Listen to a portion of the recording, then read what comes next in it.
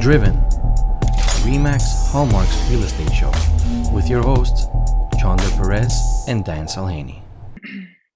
All right. Welcome, everybody, to Remax Hallmark's Driven Real Estate Show. We are your hosts, Johnder, Perez, and Dan Salhany. Welcome, everybody. Nice to see you all. good to see you all. And today we have a fantastic guest. At 23 years of age, she entered the business. 3 years later, she's achieved in her first 3 years Executive Club, 100% Club, and Platinum Club. She has made such accomplishments in developing a pre-construction division within her family's real estate business. And she's going to be sharing a lot about what she has accomplished in just her short 3 years being in the business and what she has learned and challenges she has overcome. Let's welcome Garima Nagpal. Garima, welcome to Driven. Thanks a bunch, and it's an honor to be on here. I often take a look at these after they've been done live, and I'm excited to be added to the roster. Absolutely. Well, it's our honor to have you here. So let's jump right into the interview. Garima, what is the secret to your success in the real estate business?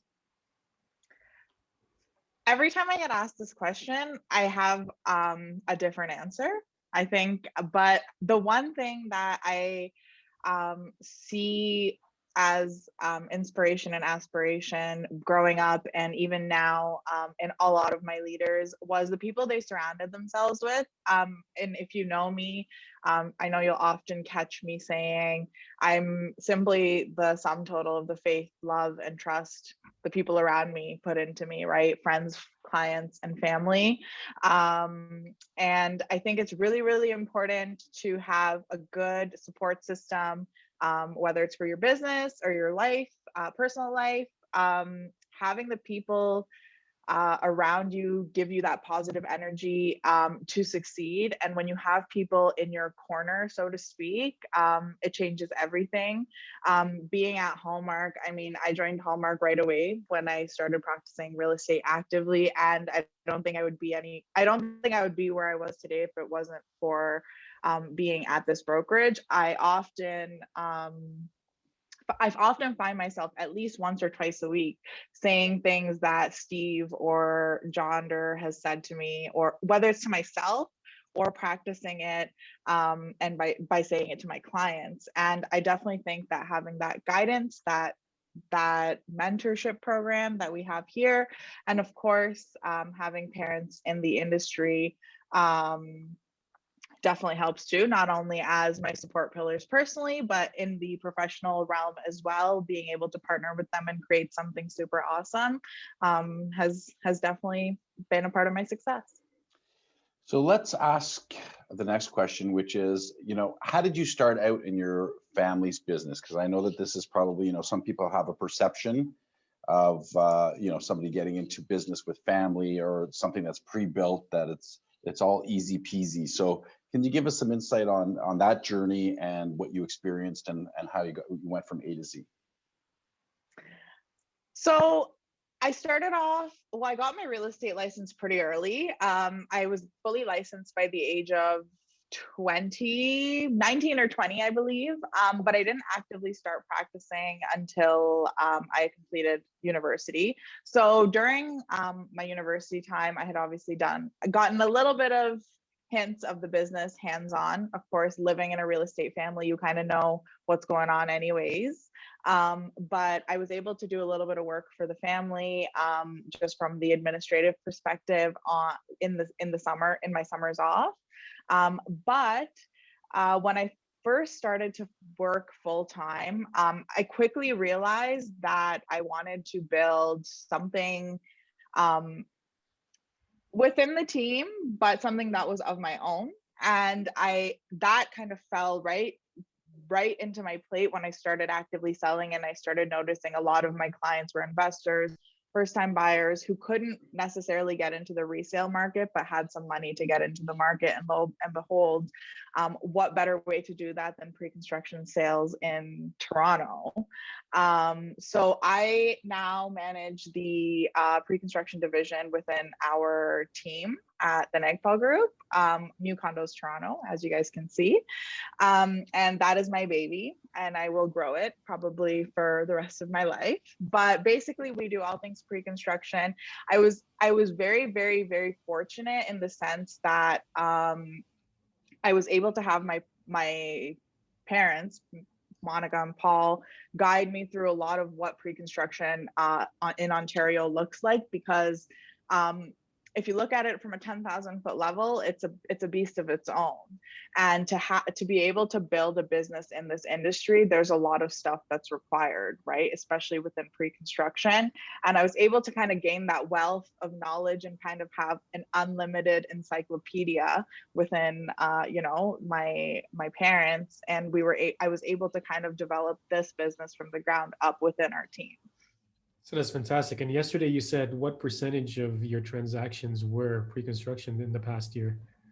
In the last year, 82% of like just this past year has been pre-construction sales. I do a little bit of resale, but it's not my primary stream. It's mostly for my sphere of influence or past clients that I know. But yeah, about 90% usually is about pre-construction by the time the year is done. So are you mentoring your investors and directing them to where the opportunities are? Is this something you've like created a plan? I pride myself in doing not only just market analysis, but also individual portfolio analysis for each and every investor. Some people ask me, hey, what are you selling right now? Well, the truth is I have access to pretty much everything you can point to, but in order for me to really guide my clients, and I guess this doesn't really change no matter what stream of real estate you're in, you have to understand their entire portfolio. So I like doing a little bit of a portfolio analysis prior to making any recommendations, because it also allows me to see where my clients' assets are and how we can leverage their money to make, the best return on investment. Absolutely. And it's great to see that, you've built out the niche in the market that you wanted to pretty much work in. And with that family structure that you have in the business, you did get the idea of where to go with it, but you pretty much took it on its own and you've built it. So being a young realtor and starting at such an early age, and also seeing that your parents had accomplished a lot in the business, and then of course you're pretty much following in their footsteps and then breaking out on your own. What was the biggest challenge for you, Garima, in entering the real estate business and then getting to the point where you've found where you're good at and in growing that business? What's that challenge? I would say the biggest thing for me was learning how the peaks and valleys are in sales, right? Like when you're on a high, and you've done 4 deals that week and you feel unstoppable, but then there's lows and it's like, oh my gosh, I feel like I can't get off the floor because when it rains, it pours, right? But I think the one big thing that that really helped me was understanding that, like creating that mindset shift where it's okay to fail. Like and accepting the fact that I will probably fail a lot more than I will succeed, if you had to look at it on a broad scale of things. But how quickly the bounce back happens is what is pivotal, right? Like every great leader, every person that I aspire to, have traits like, they are always very resilient in the face of adversity. It doesn't mean you're not going to fall, but it's how quickly you get up that really determines how far you're going to go. And I think that was a challenge at first, because the lows are really hard to get past when you don't have highs to look forward to as a new agent in this industry, right? But when the ball keeps rolling and the quicker you get up, the quicker you get to your successes. So we like to title all of our driven shows because we have to add a title to it. And I know Johnder and I are kind of giving each other little peeks here, because I think the biggest thing and the biggest message here is the bounce back, right? We're all human. We all have challenges. We all have obstacles that we've got to get around. But I think the key to in anything in our lives is training yourself on how to come back, and how to recover. And the quicker that you recover from, whether they be disappointments or obstacles or whatever. I mean, we've all had a best friend that's gone and bought real estate from someone else, or whatever the case may be, and it shatters you, right? And it just deflates you like crazy. And I think that's wonderful that you've been able to get your mindset into that environment where, hey, it's realistic. And obviously the more that you do, the more disappointments that you're going to be presented with, right? So that continuous bounce back is brilliant. So just as a next question, how did you take your business? Because I know that there's some association with your folks, but I think that it became very clear to myself, and we've only gotten to know each other just recently, but with Johnder and so forth, that you've kind of developed your own business, right? And I think that it sounds like you've leaned on them more for information purposes and just some guidance and so forth, which we hope that everybody that's on this call or that will listen to the show later on that doesn't have family will look at the leadership team as your extension and your family and so forth. And please, always know that you can lean, and we have so much training and so forth. And I see you on a lot of the training, which is also wonderful. How can you share with us on how you took it from 0 to 100, like in a very short window to be platinum? I mean, it takes a lot of focus and concentration and obviously some direction. So can you share with us how you did it in that 3 or 4 year window? I mean, I'm not sure I have the answer to that question, because I don't feel like I'm anywhere near 100. Like, to me, I'm just getting started, like that, and that's how I feel.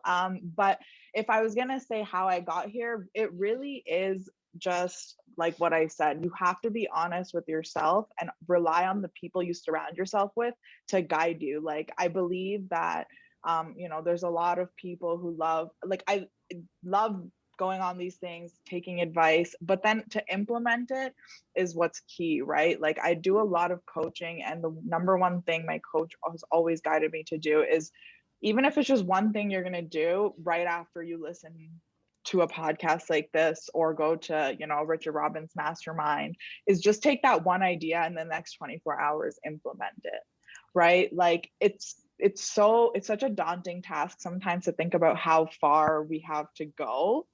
But if you just kind of put your head down and say, you know what, this is what I need to do today, and not commit yourself so much to that end goal,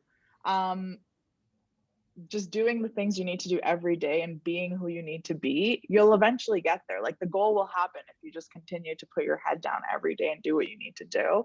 I had a quote on my wall. Actually, if you go to my office in Bayview, it's still there, in our Bayview office. And it says, ask yourself if what you're doing today is getting you closer to where you want to be tomorrow. And to me, that means, that gives you meaning. Every time I read it, I think, okay, well, what do I need to do to get where I want to go? And then I just have to do it. And that's the biggest piece of advice I can give, and that I've received. That I didn't come up with this. It was my business coach, Richard Robbins, who constantly says this, to me and to everybody else he coaches. Just do what you need to do today, and where you want to go will come. That's amazing. And so, speaking of the tasks that we have to do, and clearly you've identified what you need to do on a daily basis as far as building your business, prospecting, connecting with clients, and building out those systems, which we could probably share in a little bit. What does Garima's daily schedule look like? Are you as organized as you sound, or is it totally random? Do you get up early? Do you get up late? Like, what does a typical day of your real estate and your life look like?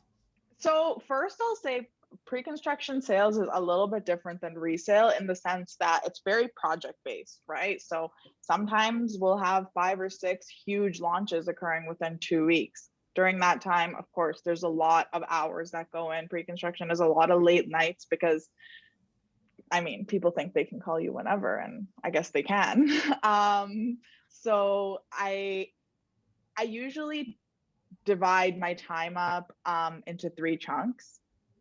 In the morning, it's prospecting, working to get new business. In the day, during the afternoon, it's working on my business. And in the evening, it's servicing my clients. And of course, there's fires that happen all the time. But usually speaking, I spend 3 p.m. to maybe 9 p.m. servicing my clients, only because in the pre-construction realm, sales offices never open before 12. So, any new information I have to wait until then anyways. So my day kind of gets shifted down most of the time, but it gives me an opportunity to take time for myself in the mornings. If any of you guys know me, you know that it's probably not a good idea to talk to me before I've had my coffee. So I take that hour or two in the morning with my solitude. And that's probably the only time I get to myself after the whole day starts to trickle down. But yeah, prospecting, I've realized, does not happen unless I do it in the morning. Ever, because I'm too tired, or there's fires, or people are asking me for things, and you have to be attentive to your clients. So prospecting needs to happen in the morning, working on my business in the afternoon, and then servicing my clients in the evening. That's how it's broken up. So it sounds like the schedule is, regardless of what your focus is and what type of business that you're looking for, what your realm is, whether it's residential or resale or there's a plan. Right. Yeah. And it doesn't have to be a boxed plan. It just has to work with what your objectives are. And, from what you've just shared with us, it sounds like you're touching all the elements that are required on a daily basis to fuel your business to continue to go forward. Yeah. And I just want to say, sometimes, we're so hard on ourselves and we're like, oh, we have to prospect every day. Yes, we do. But sometimes it can be one amazing 20-minute conversation with the client, right? Like that just trickles down into your day because you're getting, you're servicing that client. It doesn't have to be that I need to make 60 calls every day. It's going to drain you. But as long as you're doing, it took me a really long time to realize this, but doing a little bit is a heck of a lot better than not doing any of it at all. So even for a while, I was prospecting for only 20 minutes a day. That was it. If I didn't get anybody, I didn't get anybody. But that's all I wanted to do. And I'm a believer in energy. So I don't think that if I don't want to do something, I try to not do it now because I want to put the right energy into it. And it's funny because, as you remember, when we first talked about this interview not too long ago, there was a joke we were saying, right? We were talking, Tim Ferriss has a book called The 4-Hour Work Week, and we were calling it Garima's 3-hour, what was it? Yeah, well, my 3-hour, so I usually come to the office between 12 and 3, and I can share a little anecdote. Remy, our TD advisor who sits in the office, he was like, where are you going? And I'm like, it's 3:30. Don't you know, I only go to the office for 3 hours a day. And it is true though, I'm only here for 3 to 4 hours a day, but it's really because I'm working on the business with the team. We're working on things. It's collaborative work because we're working on the business, but that's true.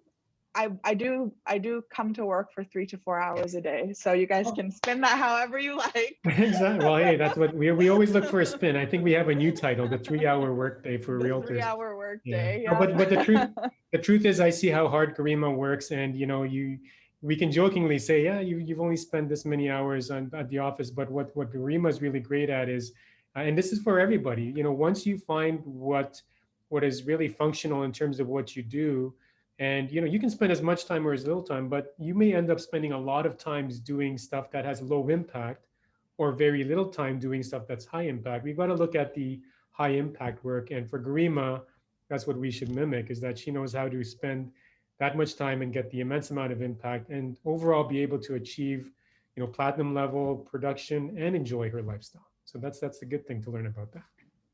Oh. I think I'm going to default, and what time is it? Is it almost 3:30? No, I'm just kidding. Johnder and I we're gonna have 3-hour work days. But so tell us, as we're getting to the tail end of things, and certainly for the people that are tuning in and that are sitting on the call, we encourage you guys to ask any questions that you might have and so forth. that we haven't touched on. But tell us what keeps you motivated. I mean, you're pretty young to be as motivated as you are, and I think your dad might be on the call right now. So I'm sure that that's a big factor. But share with us what motivates you on a daily basis, because it's hard to stay up, right? It's hard to stay up, and good on you for keeping that positive attitude. But can you share with us what keeps you motivated? I think you have to have a strong enough why. And like this kind of ties back to what I was saying earlier about, resilience and the theme of resilience. Like if you don't have a strong enough why for why you need to get up or why you need to get back up from falling, that's kind of where, some people slow down. And for me, if you know me, I'm a visionary. I don't know how to have realistic dreams. Those don't exist. And so when I see, I see that thing in my office every time I go there. It's behind Paul. If you see his video, you ask yourself every day where you want to be, and you're not there. So it's not really that I'm tying myself to the outcome, but it's really just that you have to have a good enough why. Like, why am I doing this? And for me, it's because I would like to carry on a family legacy. My name is on the back door of an organization. So, I mean, I owe that to myself, and I love this. I love this industry, no matter, how difficult and challenging it can get at times. I truly think that if you don't love this job, mediocrity is the top for you, because you have to really love it in and out to be able to just keep getting up again. Because there will always be that client who will, drag you along for a year and buy with their aunt, or, people who went to somebody else because of X reason. And if you don't have a strong enough reason to come back from that, at some point you won't.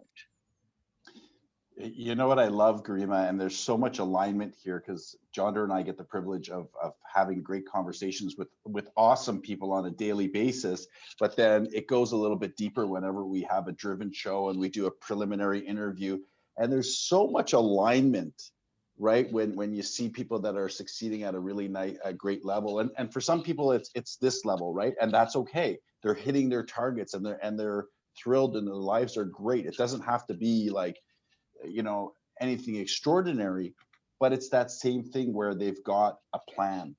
And the biggest thing is the visuals. I just love the fact that you mentioned that, and I wrote it down, it's just a reminder on a daily basis. And I'm sorry, there's a realtor in the Bayview office. I went to visit him one day.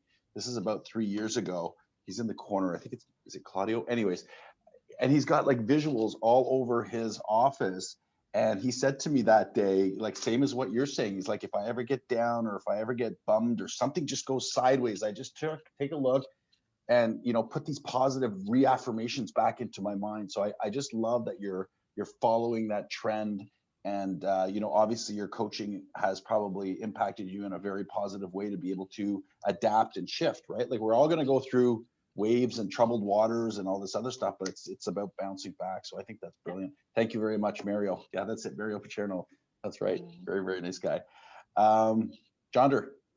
So we've learned so much from you and your business, Garima, in just such a short time in conversation, and we've learned about what motivates you, how you spend your day, and family is a big part of it as well. And yet, in spite of that, you're creating your own part of the business, and you're building it and you're growing it. And as you said earlier, you're just getting started.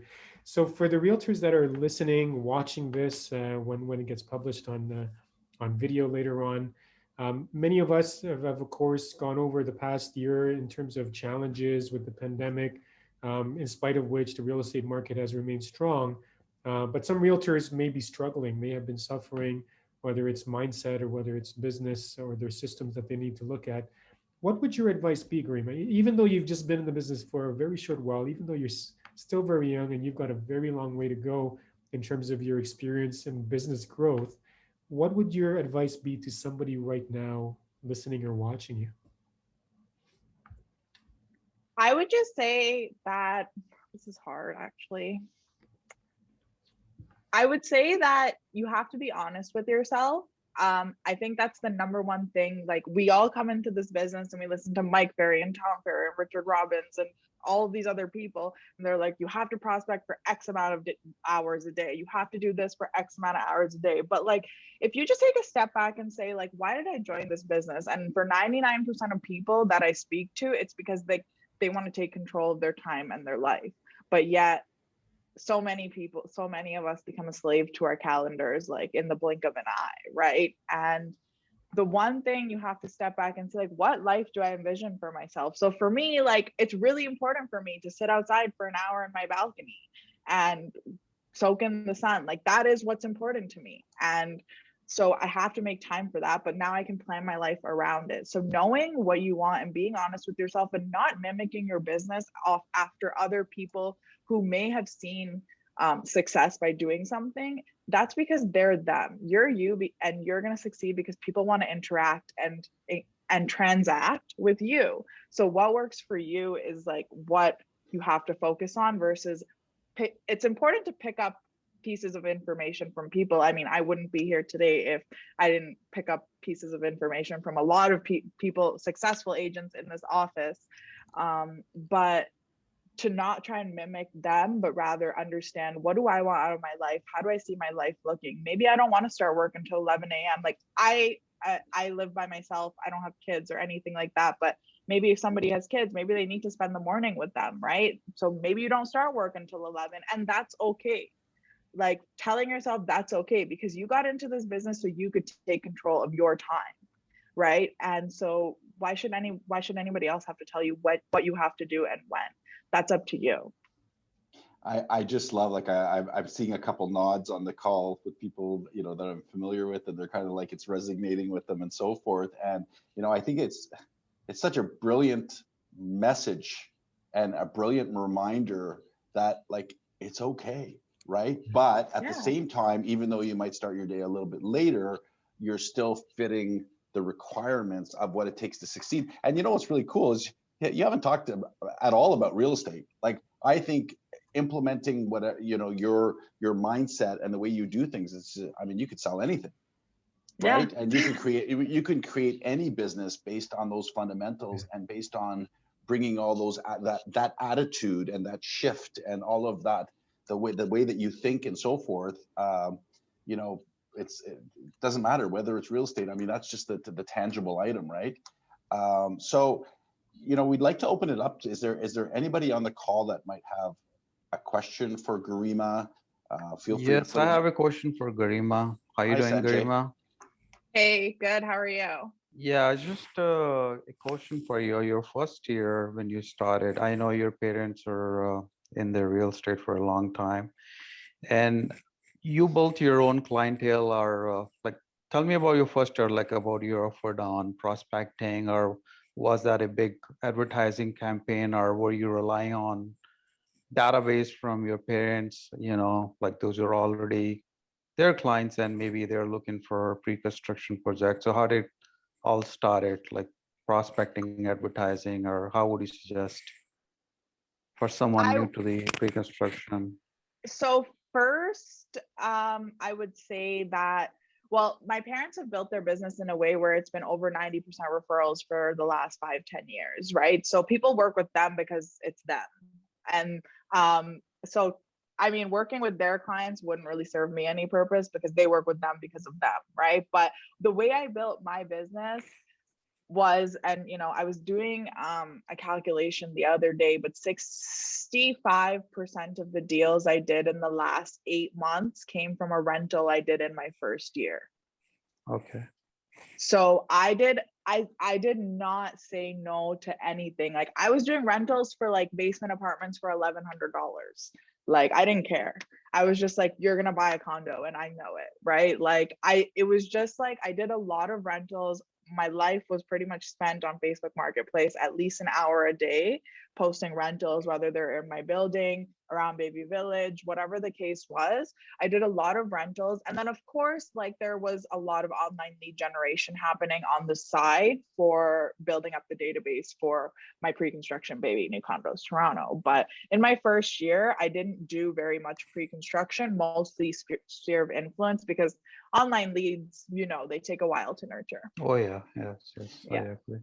So are you leading, this is my question. So are you leading your demographic into a world of investing?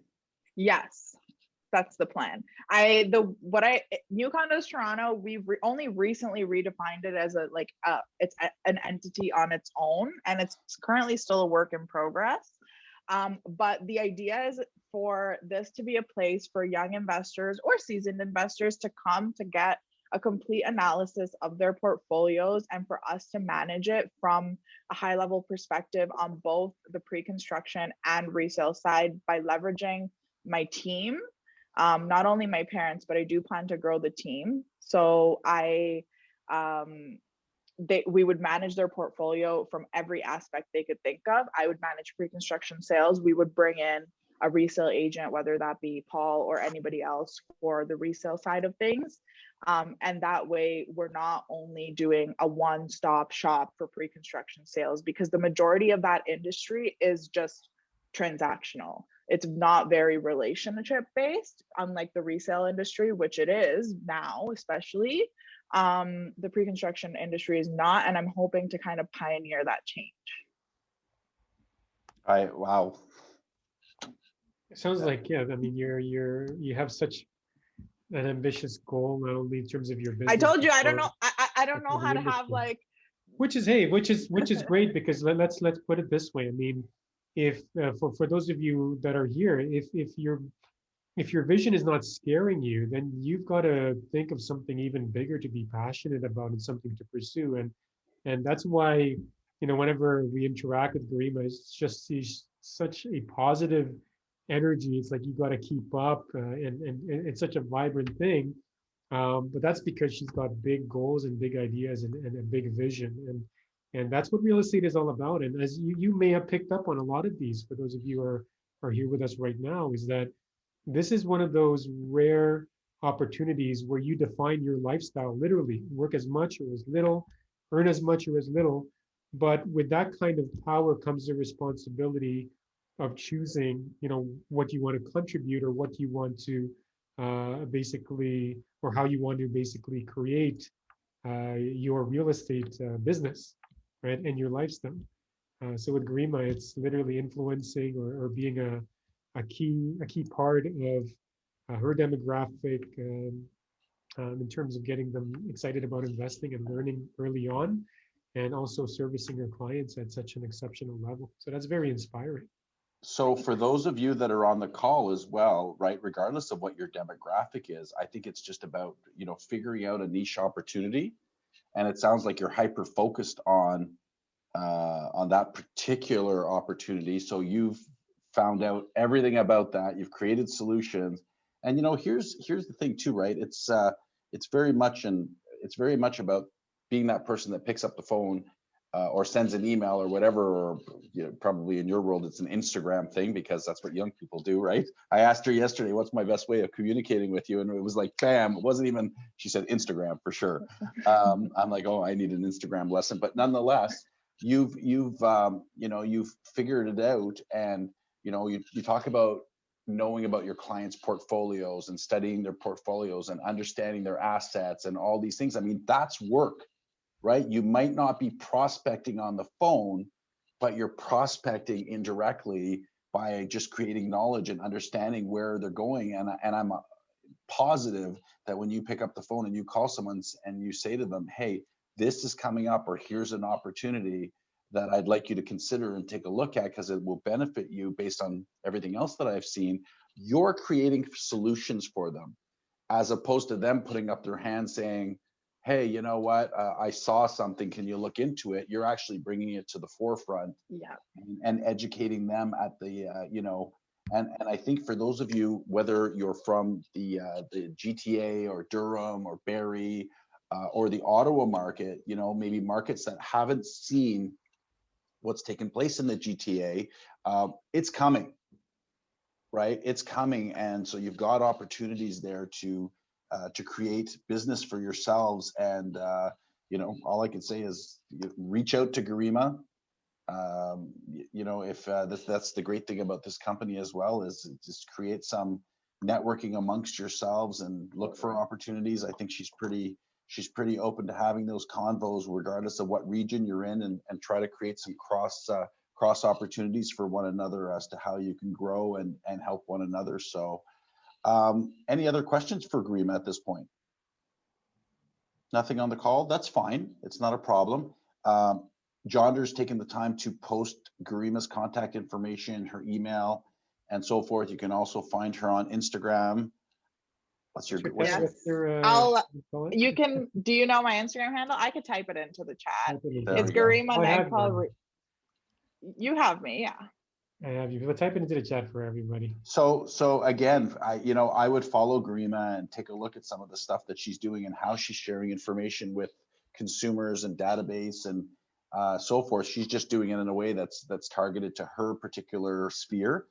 And you know what, Garima, I think, you know, we're going to probably move towards wrapping up, but you know, Johnder and I would really, and on behalf of everybody here, I know I'm going to leave this afternoon feeling a little bit inspired, feeling like I need to push myself a little bit more to do a little bit better with certain aspects of what we do. And then, you know what, and regroup it. But I love your message about bouncing. There's actually about 5 messages, 5 nuggets that I got there. And, you know, Lisa Davenport wrote in the thing about pioneering change, right? It's just that you've got this mindset and this why for yourself as you grow in your real estate business and in your personal life and all that stuff. And I'm sure it's all going to be brilliant as time comes. So on behalf of Johnder and I, we'd like to thank everybody for stopping in and taking the time to be here. I think you get a lot out of the live show, just with the questions. And I hope you all enjoy a wonderful day, and feel free to reach out to Garima. Check in with her, add her on the social platforms, and connect with one another. This is what this is all about. Garima. I would love to connect with anybody. I love talking, if you guys haven't realized that already in this podcast, but I would love to connect with everybody and anybody who would like to connect. And yeah, hopefully looking forward to seeing most people again once everybody's all out again. Amazing. Thank you so much once again, Garima, and feel free to connect with Garima, everybody. And for all of you joining, thanks so much for joining in. Stay safe, stay well, and we'll see you again next time. And go to www.remaxhallmarkdriven.com, and you'll see this interview as well as many others when we put it up live. Thanks, everybody. Thanks again, Garima. Awesome. Bye. Thank you all. Thank you all for being here. Thanks.